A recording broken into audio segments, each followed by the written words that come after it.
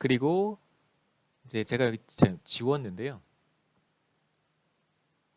W에 2037년까지 가면 1 플러스 GW의 아까 3승과 같았습니다.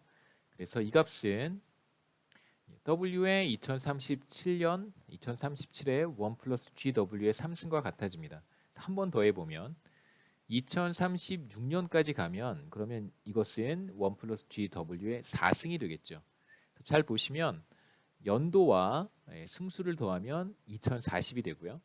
연도와 승수를 더하면 다시 2040이 됩니다. 그래서 계속해서 뭐 반복적으로 작업을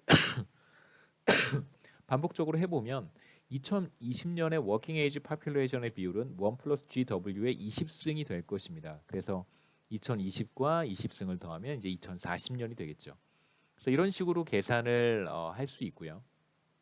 자, 그 다음에 마지막 또 보시면 그래서 우리가 이 식을 이용을 해서 GW를 계산을 할 수 있는데 이제 양변을 W의 2020으로 나누고요. 양변을 W의 2020으로 나눴습니다. 자, 그런 다음에 20분의 1승을 양변에 이렇게 해주는 것이죠. 20분의 1승을 해줬습니다. 20분의 1승을 해주는 이유는 자, 이 오른쪽에서 1 플러스 GW만 남기고 싶어서 그래요. 그래서 뭐 X의 A승에 다시 B승을 해주면 이것은 X의 A 곱하기 B승과 같으니까요. 여기에서 만일 우리가 X만 남기고 싶다면 이제 B 대신에 A분의 1승을 해주면 되겠죠. 여기서 A는 이제 0이어서는 안 되는 숫자고요. 마찬가지로 이제 우변에서 1 플러스 GW만 남기고 싶기 때문에 20승의 역수인 20분의 1승을 해준 것이고요. 그래서 얻은 결과는 이것과 같습니다. 마지막으로 양변에서 1만 빼주면 되겠죠. 그래서 1만 빼주면 우리는 우변의 GW만 얻을 수 있습니다. 그래서 그대로 적용을 한 식이고요. 여기에서 보시면 1 플러스 G의 20승을 0.57은 2040년에 한국의 워킹 에이지 파퓰레이션의 비율이고 분모에 있는 0.717은 2020년에 워킹 에이지 파퓰레이션의 비율입니다. 마찬가지로 20분의 1승을 하고 다시 2를 빼주면 2020년부터 2040년까지 연평균 워킹 에이지 파퓰레이션의 비율의 증가율을 계산할 수 있습니다.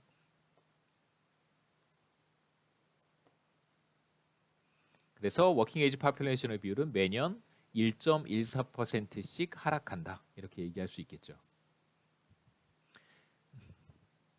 우리가 앞서 어떤 계산을 했었냐면 1인당 GDP의 증가율은 돌아가 볼까요?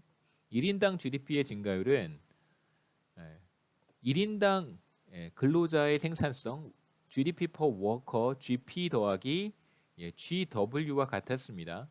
그래서 어떤 국가의 1인당 GDP 증가율이 높다는 것은 GP가 높아서 그럴 수도 있고요.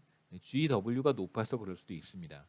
그래서 1인당 GDP의 증가율 G라고 하는 것은 우리가 GDP per worker와 인구 비율의 변화, 워킹 에이지 파퓰레이션의 비율의 변화율의 합으로 우리가 표현할 수 있다고 말씀을 드렸고요.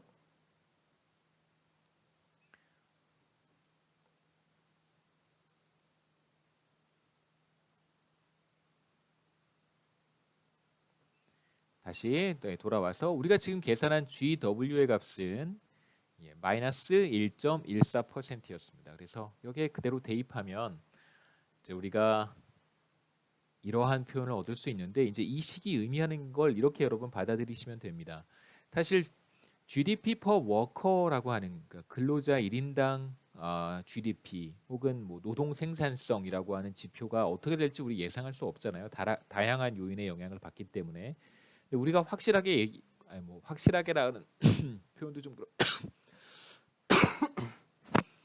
확실하게라고 하는 표현도 좀 그렇긴 하지만 그래도 우리가 인구 전망을 통해서 이야기할 수 있는 것 중에 하나는 워킹 에이지 파퓰레이션의 비율이 매년 1.14% 하락한다라는 얘기를 할 수 있어요. 자, 그러면 다른 건 잘 모르겠지만 순수하게 워킹 에이지 파퓰레이션의 비율로부터 한국의 1인당 GDP는 얼마나 영향을 받냐면 매년 1% 가까이 하락할 것이다. 이렇게 우리가 예상할 수 있습니다.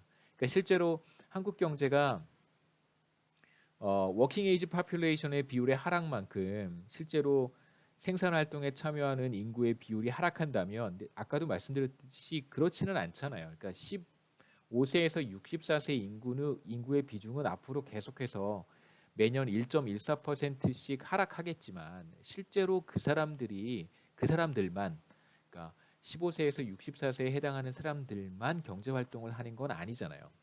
그렇기 때문에 그 하락률을 그대로 1인당 GDP의 감소로 우리가 그 해석할 수는 없어요.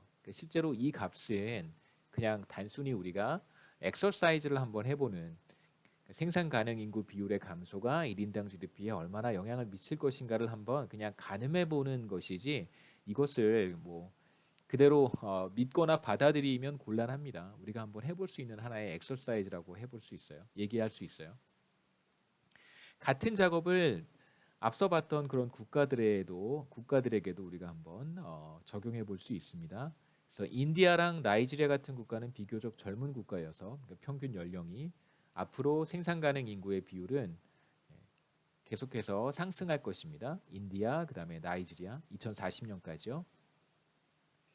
그 외의 국가들은 앞에 우리가 그래프에서도 봤듯이 생산 가능 인구의 비율이 하락해요. US, 차이나, 브라질 같은 경우에 하락합니다. 그래서 이들 국가들 중에서 비교적 빠르게 하락하는 국가가 바로 차이나였었어요. 자, 과연 그렇다면 이들 국가들은 얼마나 1인당 GDP가 감소할까? 한국은 1.14%였습니다. 생산 가능 인구의 비율이 매년 1% 이상 감소하기 때문에 우리가 생산 가능 인구 비율의 감소가 그대로 실제로 경제활동 인구에 참여하는 노동력의 감소로 이어진다면 그렇다면 다른 조건이 모두 동일할 때 1인당 GDP가 1% 이상 매년 하락할 것이다 라고 예상해 볼 수 있겠죠. 다른 국가들은 어떤가요? US 같은 경우에는 워킹 에이지 파퓰레이션의 감소로 인해서 1인당 GDP 한국은 1.14%였고요. 1인당 GDP가 얼마나 떨어지냐면 US가 매년 0.3% 정도, 차이나는 0.6%, 그다음에 브라질은 0.2% 정도 매년 하락한다라고 우리가 예상해 볼 수 있습니다. 다시 한번 강조하지만 이 수치는 절대적인 것이 아니고요.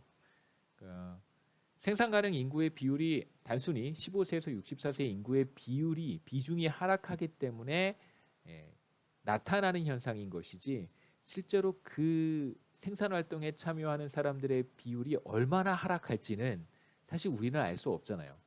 여기에서 우리가 추계한 것은 15세에서 64세 인구의 비율이 하락하는 것이고 실제로 1인당 GDP에 직접적으로 영향을 미치는 것은 15세에서 64세 인구의 비율이 아니고요.